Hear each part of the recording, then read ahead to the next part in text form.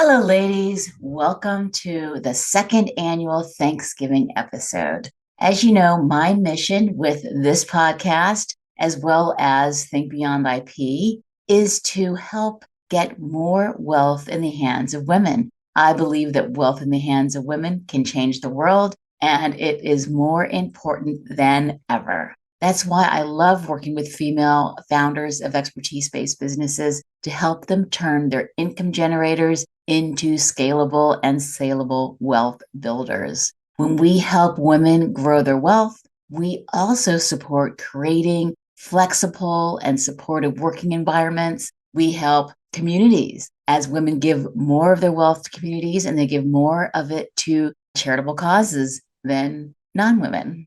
And we influence a new generation to be economic and social justice oriented. Women are more likely to talk to their children about charitable giving and encourage charitable giving among their children. At the end of each interview, I invite each guest to share an organization that they know and support as providing wonderful support for women and providing economic justice generally. And so my ask for you is to listen to this episode and consider one or more of these wonderful and worthy organizations as a way to share and give thanks for your prosperity. I would be especially grateful if you could rate and review this podcast so we can get this message out to more women and get more wealth in the hands of women and change the world. Happy Thanksgiving, friends. I couldn't do this without you. Here at Think Beyond IP, we believe in creating an economy that works for everyone with an emphasis on getting more wealth in the hands of women. So is there an organization or person you'd like to give a shout out to who's doing some great work in that space? Yes, I'm going to break rules. I'm going to mention two. One is the YWCA of Metropolitan Chicago has some great stuff going on with their small business entrepreneurship program. And the things they're doing to help, especially recent immigrants and people in the underserved communities in the Chicago area, because the reality is we need jobs in the areas of the city we do. It's not all blue.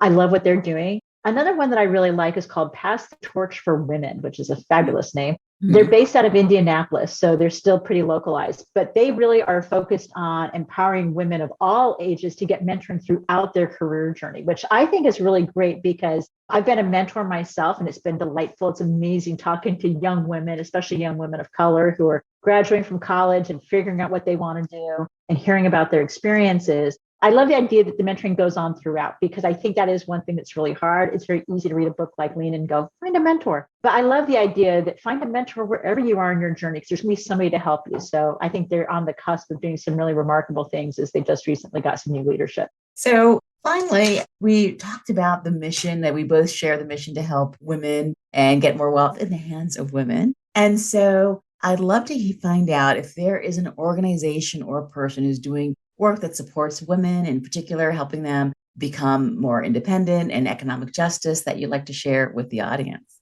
I have been an advocate for and a follower of Planned Parenthood for America for years. And I'm sure most of us, if not all of us, are familiar with that organization, but that is an extremely important one to me. And I mean, especially for my business and the values that we lead with. Yeah. I mean, who would have thought? It's always been important, obviously, because it's not just for all sorts of reproductive healthcare is always been important, but that we'd be where we are today and defending its very existence is sad to me. And so I do hope that it will make it onto people's contribution list. Creating a more equitable economy is something that is very important to us here. And so is there a person or organization that is doing work in this area that you'd like to share with the audience? Oh, absolutely. So the organization that I want to talk about is called Bandar and Baloo. And we'll have this in the show notes, everyone. So yes, awesome. So you'll see the website. And I love the organization for many reasons. One, the founder is also a former boss, so I know her very well, and I know what she's trying to accomplish and do. So it's just really great. But her name is Deborah Hecker, and she founded Bandar and Baloo, and she founded it because she wanted to do, the organization really does two things. One, there's waste reduction component. And what I mean by that is 85% of all clothing in the US either goes to the landfill or is incinerated. It's huge. And what she does is repurpose saris. So saris are a traditional Indian and other culture garment that is worn. And she takes these garments and with a group of volunteers, they create animals and jewelry and purses, just really cool things that are repurposed that you can buy. And it goes in support of improving graduation rates for girls in India. Wonderful. Because we know that if girls succeed, communities succeed, families succeed, at higher levels of thriving in the world. And so it's a great organization. I would just encourage everyone to go check it out. But I want to, before we leave, we believe in creating an economy that works for everyone. And as part of that mission, I like to have people share organizations that you admire that are part of that journey of creating an economy that works for more of us. I'm biased. I've already said this, but my very favorite one right now is Black Girl Ventures. They are a nonprofit organization that is corporate, like housed in DC. The founder is Shelley Omalade Bell. They help Black and brown female business owners get access to funding. Black women are starting businesses at 6 times the rate of any other business starters, but get less than 1% of funding. And so it is a nonprofit that I love, but it's also something that really, really matters to me. Women, Black women having access to funding to be able to, I mean, you all got some great ideas and I'm excited for what she's doing. So at Think Beyond IP and the Hourly to Exit podcast, we believe in creating an economy that works for everyone. And so we love to give shout outs to organizations and people who help create a more equitable economy. Do you have an organization that you'd like to share? I do. I think I'm trying to remember which one I shared with you earlier, but I know that I mentioned the Tia Foundation. Yes, you sure did. Okay. So I know the founder, her name is Maimuna. Oh, I always just call her Maimuna. Maimuna Hussein Katan. Oh God. If Maimuna's listening, I'm so sorry if I just butchered your name. But Tia is all about creating communities of support and organizes access to economic opportunities for refugees or immigrants or displaced Indigenous communities. You know, we believe in creating a more equitable society and having an economy that works for everyone. And so is there an organization or person who's doing work in this area that you'd like to share with the audience? Yes, for many years, I have supported Girls Inc., which is a national organization, and they have chapters in major cities. And the idea is to help typically underprivileged girls, but in particular, girls that are entering their teenage years and need that additional support to think differently, behave differently, and to grow up into women who are capable and well-educated and can influence those around them. So Girls Inc. has been a favorite charity of mine for many years. Wonderful. Of my podcast and my consulting business is to help create a more equitable economy, one that works for more of us. And so I'd love for people to share a person or organization who's doing work in that space that they'd like the audience to find out more about.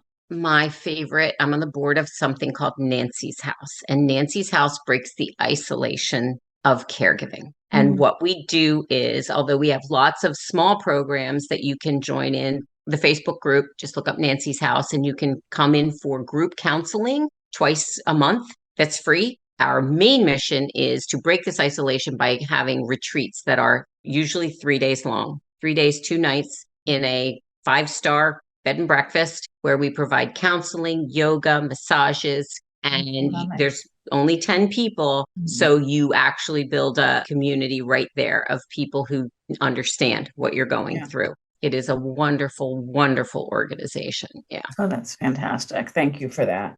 One of our missions here is to create more wealth in the hands of women, to create an economy that works for more of us. And so I love to introduce the audience to organizations who are doing great work in that area. Is there one that you'd like to share with the audience? Yeah, there's a group here in Richmond called Safe Harbor, and they help women who are in abusive relationships safely get out with their kids. They help set them up in new careers, new houses, absolutely everything they need. Mhm. They take care of all the legal work as well to Wonderful. make sure that they have all the protections that they need. They're just a great organization. How much content I was creating and sharing was really heavy and stressful and not fun. And what this highlighted was, for me, it's all relationship energy, which was no surprise, but seeing it mapped out like that was like, oh, okay. So when I'm in flow is when I'm with people. And so whether that's leading a team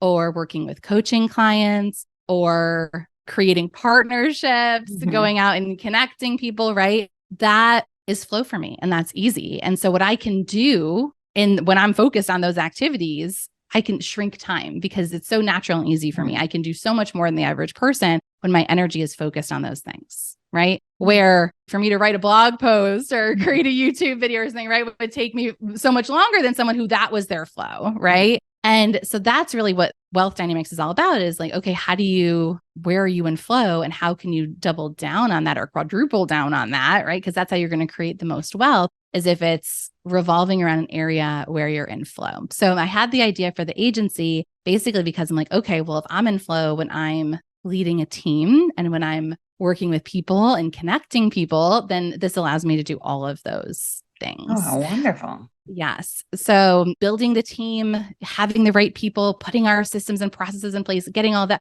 it's a lot, right? And so having the growing pain, especially because we've brought on so many clients so fast, like the growing pains of it, it's, I'm definitely still very involved in the business and working way more than I've been working these past several years. So that has been an adjustment for sure. But being able to, what really excites me and what lights me up is that our growth is directly tied to funding the people who are creating and who are leading communities and caring about these different causes and movements, and the ones who are stepping up to the mic like you are and having podcasts and platforms where they're sharing knowledge and inspiration and leading, right? And our go-to gal media, our clients on that side are all women. And so what's really exciting is opening up this whole new realm of revenue for that group, and knowing that the more money we make them, that's how we grow, right? Because we're getting a percentage of that. And so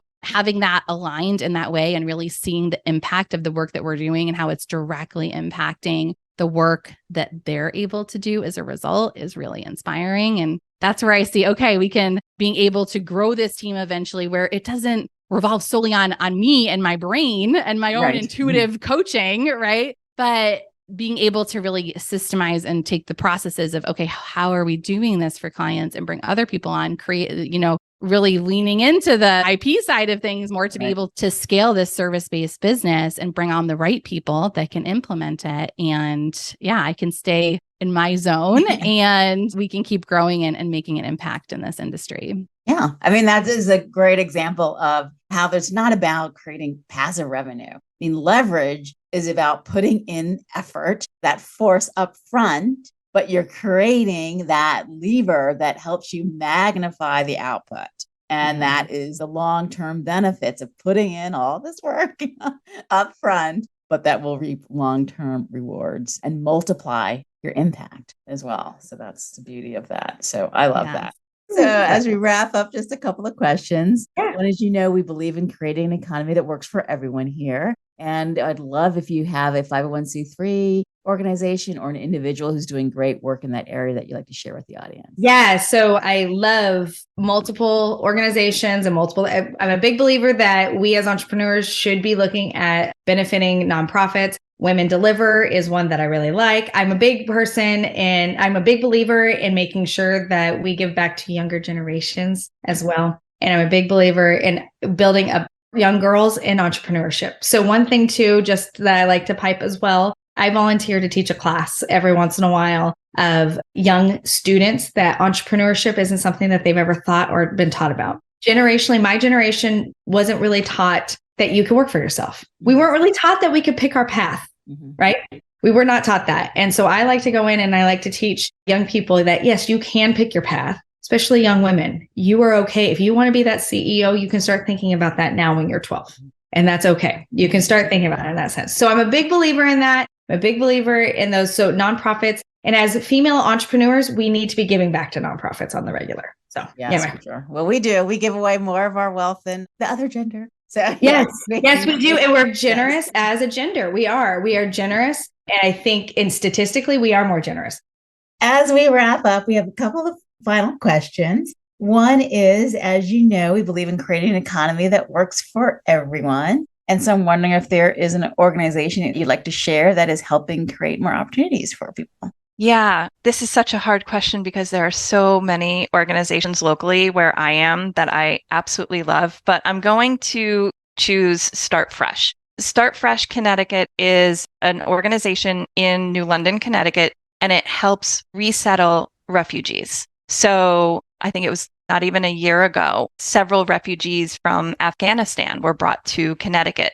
This organization helped settle that family, and they help get the kiddos into school, get workforce training for mom and dad, get English language skills training for anybody who needs that. They find housing. So it's this wonderful organization that looks at the family holistically. It's not just like, hey, you're here, cool, and like dump and run. It's an investment of at least a year, but often longer than that, to help the family really get settled and get what they need. Wonderful. We will have links to their organization in the show notes. As we mentioned, creating a more equitable economy is one of the goals of the Hourly Exit podcast. And so I'd love to introduce the audience to other organizations that are helping to do that. Oh, yeah, there is. We were talking about this before the show. So the organization is called Hero Women Rising. It's based in both the US and the Congo. And the founder of this is a woman named Nima Nemadamu. And I actually heard her speak in Los Angeles, I think maybe 5 or 6 years ago when she was here. And I had goosebumps. I had tears. She was one of the most amazing women I've ever had the pleasure to listen to and certainly to meet. She has a number of mobility issues and she is supporting women in the Congo. Now, the Congo is a place that is rife with rape, not just of women, but also of the earth for the valuable metals that go into a lot of technology products. And she created a number of different ways for women to band together and learn how to use a computer and how to create businesses and create income for themselves so they could get away from some of the problems that are endemic in a very difficult part of the world. And she would travel between Congo and the US to raise money. And it's not easy for her. Many of us can get on a plane and not really think about it. She had a lot of accommodation issues and she was so powerful and strong and giving. And yeah, I just get goosebumps just thinking about it.